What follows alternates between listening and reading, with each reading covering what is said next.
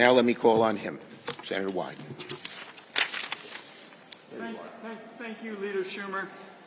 And I'll be short.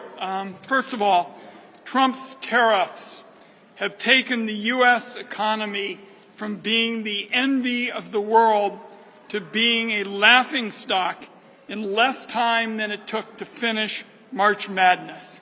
I mean, basically, you just turn around and we are trying to basically dig out from under these incredible experiences so many Americans are having with their 401ks and trying to pay for essentials.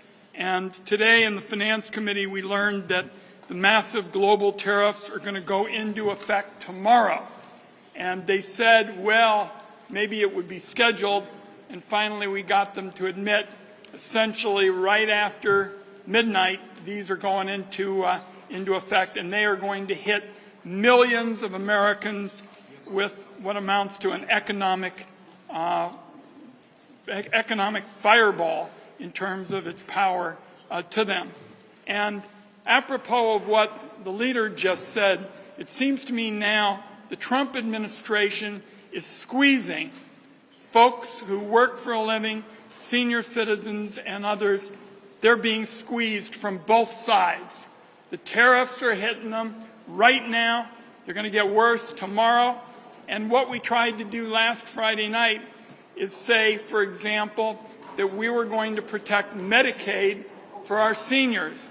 We lost by just one vote last Friday night, but we are going to be back because for all those Americans who I've described as being squeezed by the Trump administration, we owe them more fairness. We owe them a fair shot. We owe them an opportunity to get ahead.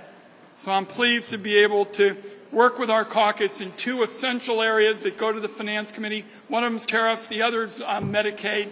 But we've got to stay at it and mobilize Americans in every corner of the country to make sure that people on both health and their budgets, which is what the tariffs are all about, they get a more fair shot in the days ahead. We're going to stay at it until they do.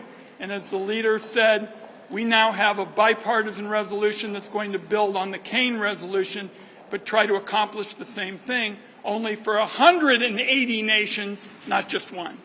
Senator Warnock.